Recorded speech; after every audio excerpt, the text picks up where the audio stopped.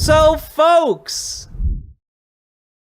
Donald Trump, he's long desired to be able to boss and bully around the Federal Reserve of the United States. You know, the thing that makes sure, inflation doesn't get too high or too low, and that thing that protects the value of American currency, or at least is a component of protecting the value of American currency. And basically, we have been saved up to this point by the fact that the Federal Reserve understands the importance of maintaining its independence, and so has resisted any efforts by the Trump administration to get it to do different things that would be in the best interest of, Donald Trump and his rich friends, and not so much in the interest of most people in the United States. And the issue here is that, well, Donald Trump has continued to try and find ways to exert pressure.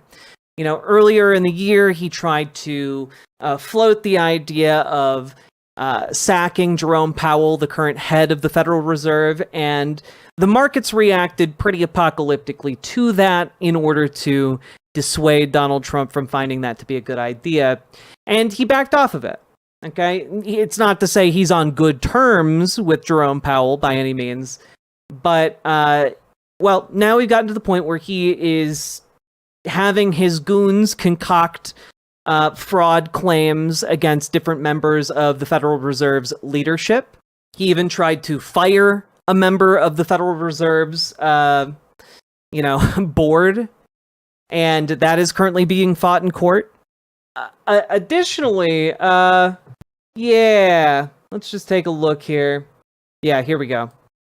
Basically, Donald Trump is trying to fill a vacancy on the Federal Reserve Governor's Board, and his top pick is currently the top White House economic advisor, and he's saying he is going to simultaneously serve on the Federal Reserve Board and also keep his job at the White House, which is maybe one of the most illegal things I've ever heard in my life.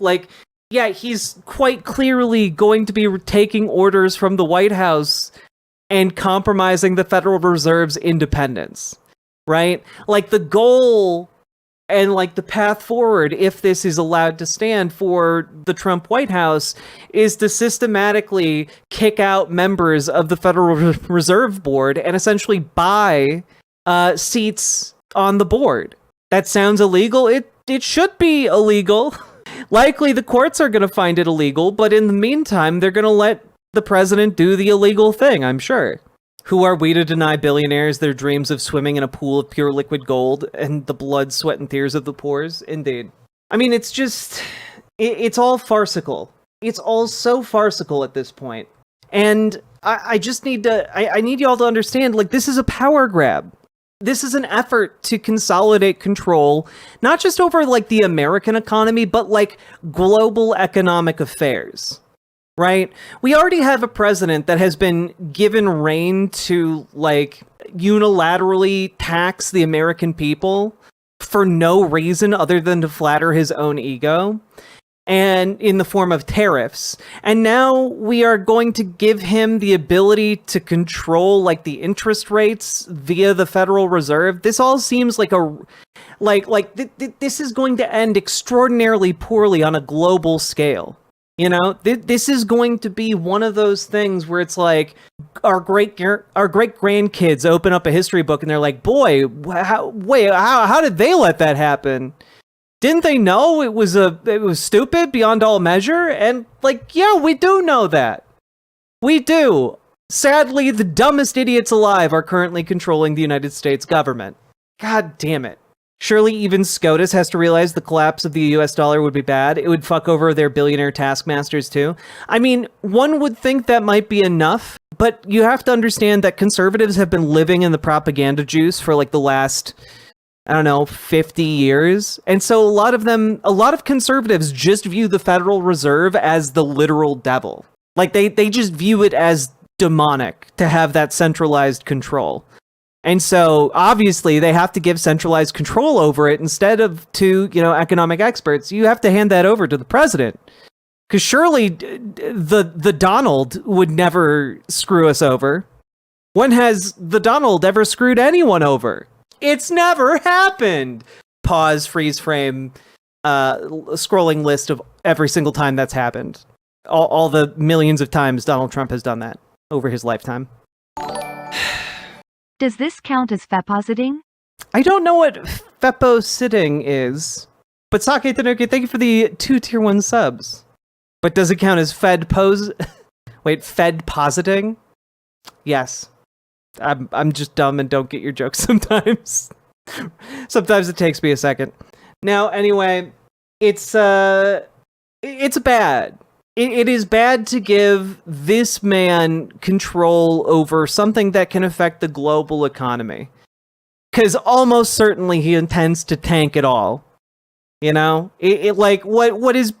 What is being put forward here is basically just he's going to open the faucet on the money faucet, devalue our currency, and leave us all holding the check when he dies, of old age. Or just as bad, it won't be intentionally. He's just too stupid not to do it. I mean, I kind of view them as inseparable outcomes, All right. It's all just really quite bad. And I don't know how to really encapsulate this to you guys, but imagine you're on board a big, ostentatiously decked out ship. People are on this boat and they're calling it unsinkable. Nothing's gonna get us down. And they're laughing, they're having a great time.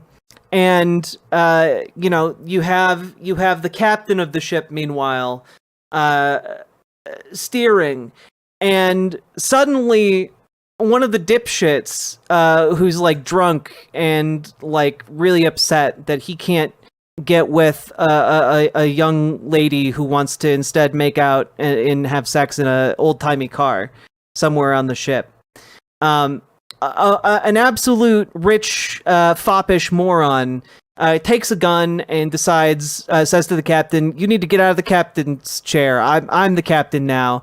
And then just starts spinning the wheel to the left and the right. And the ship is just going straight and it's veering back and forth. And then suddenly it hits an iceberg and everyone dies. Is Don Jr. the Billy Zane of this story? Yes. But as you can see, it's a legally distinct story that isn't Titanic. It just has the same end result as Titanic.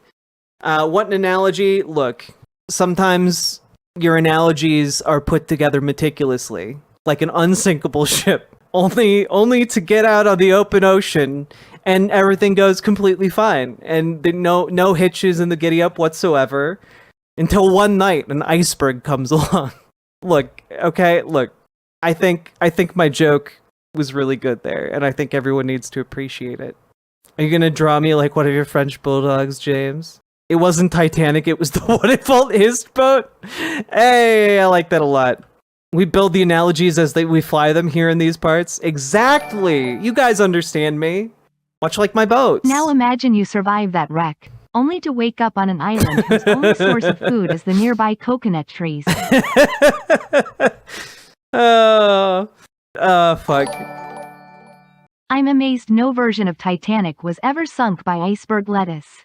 That's gonna be the new rule 34. Oh god, sometimes people in the comments say that, like, try and ding me for you guys being funnier than me, and like, I'm not gonna lie, you guys are funnier than me. I fully own that, and I have no shame in that, because I feel like I'm a fairly funny person, and you guys are also funny, and the world can have multiple funny people in it, and we'll continue spinning. Apparently there's an abundance conference where the pro-abundance moves are deporting more immigrants and add more tariffs. I gotta tell you guys, the current politics of this country are grim as hell. Titanic x iceberg. Let's talk about a problematic ship. Hey, let's go. Jack, please do not encourage me. I'm not funny. I'm just really dumb and people think I'm trying to be silly. Yeah, but own that. Own that, Lightning McQueen 420. Just own it. You are being funny, and it's okay to get your funnies where you may. I'm pretty sure that's a Shakespeare quote right there. Can a bun dance?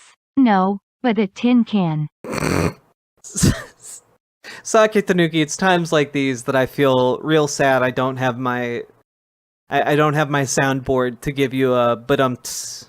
Riverboat deck is going to town. All the viewers gather round. Twitch and YouTube and swishy streams. All that content is bursting the seams. Politics, being flame more. Your sense of fashion you'll adore. So grab your stuff